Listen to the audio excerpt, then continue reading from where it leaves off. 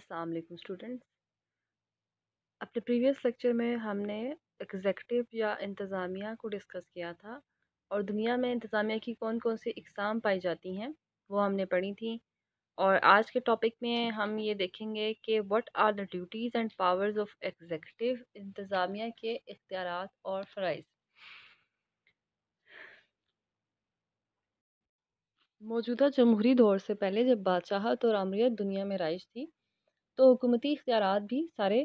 فرد واحد کے پاس ہوتے تھے، لیکن جیسے جیسے جمہوریت نے ترقی کی تو حکومتی اختیارات کو حکومت کے مختلف شعبوں مقننہ انتظامیہ اور عدلیہ میں تقسیم کیا گیا. اور مقننہ کا کام یہ تھا کہ وہ قوانین بناتی تھی اور انتظامیہ ان قوانین کو نافذ کرتی ہے. اور انتظامیہ کے اختیارات و فرائض کو ہم ان ہیڈنگز کے تھرو پڑھ سکتے ہیں. انتظامیہ کا سب سے پہلا کام ہوتا ہے اندرونی طور پر لا اینڈ آرڈر کی سچویشن کو بیلنس کرنا، یعنی داخلی نظم و نسق کو قائم کرنا. انتظامیہ کا سب سے پہلا کام ہوتا ہے کہ وہ ملک میں لا اینڈ آرڈر کی سچویشن کو مینٹین رکھے، نظم و ضبط قائم رکھے، نظم و نسق کو صحیح طرح سے سنبھالے اور عوام کو ایک ایسا ماحول مہیا کرے جو محفوظ ہو. پورے ملک کے اندر امن و امان کو قائم رکھنا، عوام کی سہولتوں میں اضافہ کرنا اور اس طرح کا ماحول مہیا کرنا کہ صحت، تعلیم، آمد و رفت، تجارت اور دیگر شعبوں میں ان کو مناسب مواقع مہیا آ سکیں، یہ انتظامیہ کے فرائض میں شامل ہے. انتظامیہ کا کام مختلف محکموں میں بٹا ہوا ہوتا ہے. ہر محکمے کا ایک وزیر ہوتا ہے، جیسے وزیر داخلہ، وزیر اطلاعات و نشریات، وزیر مالیات، وزیر خزانہ، وزیر داخلہ، وزیر خارجہ. اور یہ وزراء مختلف محکموں کے نگران ہوتے ہیں اور ان محکموں کے ذریعے یہ ملک کا نظام سنبھالتے ہیں. داخلی امن و امان کو برقرار رکھنے کے لیے پولیس فورس ہوتی ہے جو مرکزی حکومت کی بھی ہوتی ہے، صوبائی حکومتوں کی بھی ہوتی ہے. اگر وحدانی نظام حکومت ہو تو ایک پولیس پورے ملک کو کے ایک ہی نظام کے تحت پورے ملک کی پولیس ہوتی ہے. اور پولیس کا کام امن و امان کو قائم رکھنا، لا اینڈ آرڈر کی سچویشن کو دیکھنا، چوری، ڈکیتی، قتل اور دیگر وارداتوں میں جو ملوث افراد ہیں ان کو پکڑنا ہوتا ہے.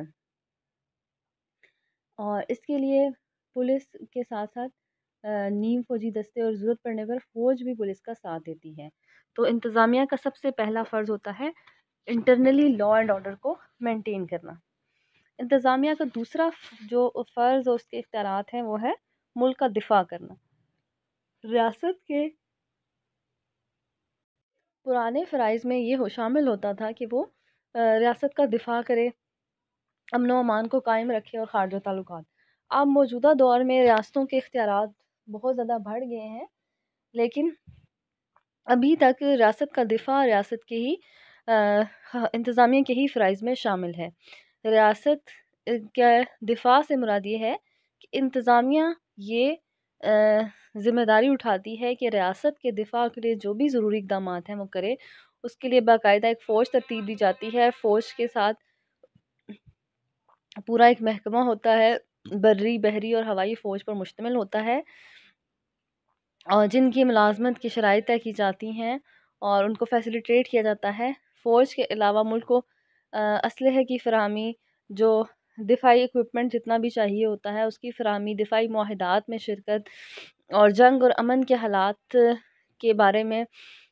فیصلہ سازی کرنا، یہ سب ریاست کے دفاع میں شامل ہے اور یہ انتظامیہ کی مرضی کے بغیر ممکن نہیں. انتظامیہ یہ فرض ادا کرتی ہے کہ وہ ملک کے لیے ایک تربیت یافتہ فوج بھرتی کرتی ہے، فوج کے لیے اسلحے کی فراہمی کو یقینی بناتی ہے، ان کو دفاعی لحاظ سے ہر طرح کے جو بھی اکوپمنٹ چاہیے ہوتا ہے اس کی فراہمی کرتی ہے، ملک کے دفاع کو مضبوط بناتی ہے. اور ریاست کے دفاع کا مطلب یہ ہوتا ہے کہ ریاست کے اوپر کسی بھی اور ریاست کے حملے کا یا جارحیت کا خطرہ ہو تو اپنے ملک کا بھرپور طریقے سے دفاع کرنا، اس کی سرحدوں کی حفاظت کرنا، اس کے لیے پالیسیز کو ترتیب دینا انتظامیہ کی ذمہ داری ہوتی ہے. بعض ممالک میں جو یہ ہے انتظامیہ وہ دفاعی معاہدے کرنے کے لیے پارلیمنٹ سے اس کی منظوری ضروری ہوتی ہے. پاکستان میں ایسا نہیں ہے، لیکن امریکہ میں سینٹ کی پیشگی اجازت کے بغیر امریکہ کسی اور ریاست سے اعلان جنگ نہیں کر سکتا، اسی طرح کوئی اور انٹرنیشنل معاہدہ نہیں کر سکتا جب تک کہ وہاں کی سینٹ اس کی منظوری نہ دے۔ اس کے علاوہ انتظامیہ کا تیسرا فرض ہوتا ہے خارجہ تعلقات اور معاملات کو دیکھنا۔ خارجہ تعلقات میں کوئی ریاست کسی ریاست کے ساتھ اپنے تعلقات کو کس طرح سے استوار کرتی ہے، خارجہ پالیسی کو کس طرح سے ترتیب دیتی ہے، دوسرے ممالک سے آنے والے سفیروں کا استقبال کرنا، ان کو فیسیلیٹیٹ کرنا اور اپنے ملک سے سفیروں کو نامزد کر کے باہر بھیجنا، اور ان کے بیرون ممالک اپنے سفیروں اور دیگر جو بھی شہری ہیں ان کے لیے مناسب سہولیات کی فراہمی اور ان کی حفاظت کی ذمہ داری یہ ریاست کے اوپر آتی ہے۔ اسی طرح کسی اور ریاست کو تسلیم کرنا یہ بھی ریاست کے معاملات میں آتا ہے، جیسے کہ جو اسرائیل ہے اس کو بہت سارے اسلامی ممالک انکلوڈنگ پاکستان نے تسلیم نہیں کیا، تو یہ بھی ہماری خارجہ پالیسی میں آتا ہے۔ اس کے علاوہ خارجہ تعلقات اور معاملات میں ہر ریاست اپنے نظریاتی اور قومی مفادات کو سامنے رکھتی ہیں۔ اس کے علاوہ انتظامیہ کا چوتھا فرض ہوتا ہے قانون سازی۔ عام طور پر قانون سازی کا کام صرف اور صرف پارلیمنٹ کا ہوتا ہے، لیکن اگر پارلیمنٹ کا اجلاس نہ ہو رہا ہو تو انتظامیہ کا سربراہ ایک حکم نامہ جاری کر دیتا ہے جس کو آرڈیننس کہتے ہیں۔ اس آرڈیننس کی مدت ریاست کے آئین میں مقرر ہوتی ہے، 4 سے 6 ماہ تک ہوتی ہے، اس کے بعد یہ آرڈیننس ختم ہو جاتا ہے۔ اگر اس دوران پارلیمنٹ کا اجلاس ہوتا ہے اور پارلیمنٹ اس آرڈیننس کو منظور کر لیتی ہے تو وہ قانون بن جاتا ہے، اگر پارلیمنٹ سے منظور نہ کرے تو وہ ختم ہو جاتا ہے، لیکن سربراہ ریاست کے پاس یہ اختیار ہوتا ہے۔ اس کے علاوہ جن ممالک کے اندر پارلیمانی طرز حکومت ہوتا ہے وہاں پر بھی انتظامیہ قانون سازی میں اہم کردار ادا کرتی ہے۔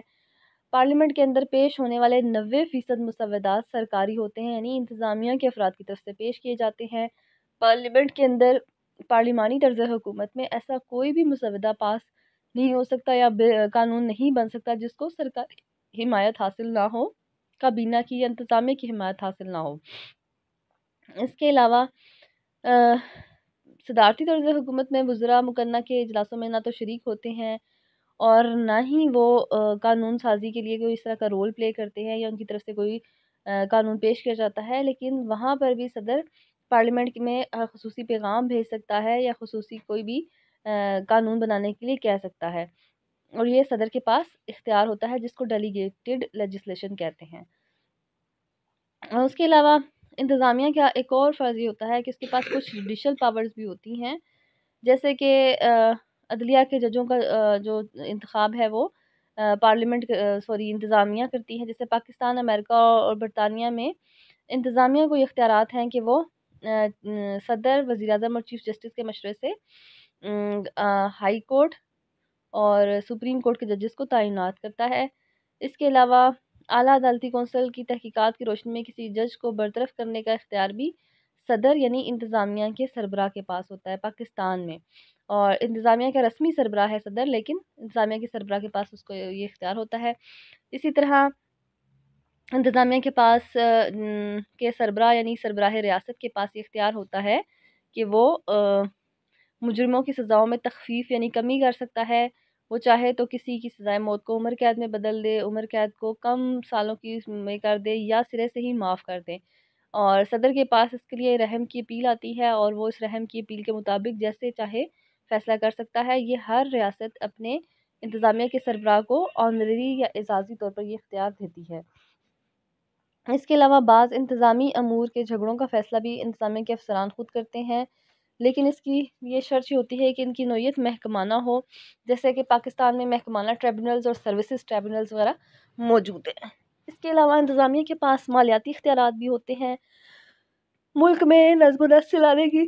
ذمہ داری انتظامیہ کے پاس ہوتی ہے اور نظم و نسق چلانے کے لیے سرمایہ کی ضرورت ہوتی ہے۔ اس کے لیے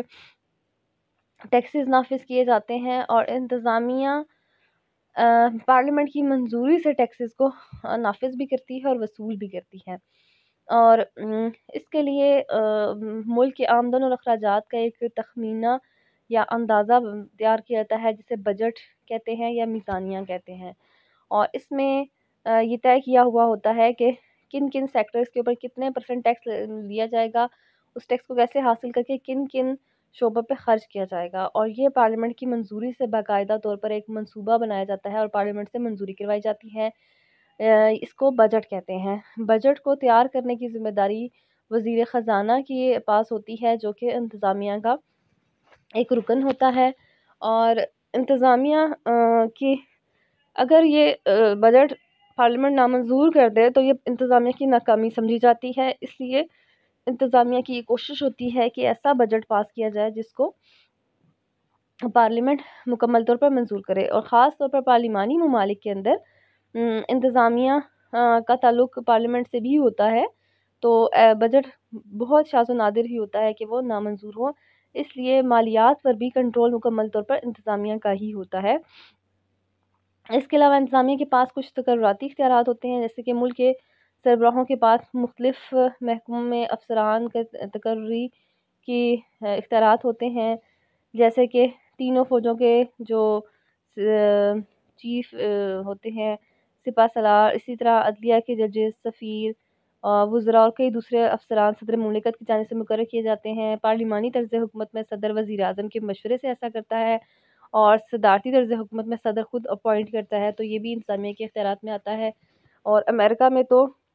صدر کے پاس ہر صدر اپنی تقرری کے بعد ہزاروں سرکاری جو سول آفیسرز ہیں ان کو تقرر کرنے کا اس کے پاس اور انہیں ان کے عہدوں سے ہٹانے کا اختیار بھی اس کے پاس ہوتا ہے، اور اس سسٹم کو امریکہ میں اسپوائل سسٹم کہتے ہیں۔ اور اب وہاں پر ابھی بھی تک اب پبلک سروس کمیشن آ گیا ہے، اس کے باوجود یہ اسپوائل سسٹم ابھی تک امریکہ کے اندر رائج ہے۔ انتظامیہ ملک کے انتظام و انصرام کی ذمہ داری ہوتی ہے، اور اب سب سے زیادہ جو جس شعبے کو اہمیت ملک کے اندر حاصل ہو گئی ہے وہ انتظامیہ ہی ہے۔ اگر آپ چینلز میں دیکھیں یا اوورآل آپ نیوز سنیں، سب سے زیادہ جس محکمے کے بارے میں اور اس کی تفصیلات کے بارے میں ہوتا ہے وہ انتظامیہ ہی ہے، اور اس کی ایک ریزن یہ بھی ہے کہ موجودہ دور بہت زیادہ ٹیکنالوجی کا اور ایسا دور ہے جس میں بہت زیادہ انفارمیشن اور نیوز ہم تک اور اسپیشلی ہر محکمے کی پہنچتی رہتی ہیں، تو سب سے زیادہ جو اب محکمہ ہمیں کلیئر نظر آتا ہے وہ انتظامیہ ہی ہے۔ اس کے اختیارات میں بہت زیادہ اضافہ ہو گیا ہے، اور اب یہ اپنے پرانے روایتی جو اختیارات ہیں ان کی بجائے ہمیں ہر شعبے میں کافی آگے نظر آتی ہے۔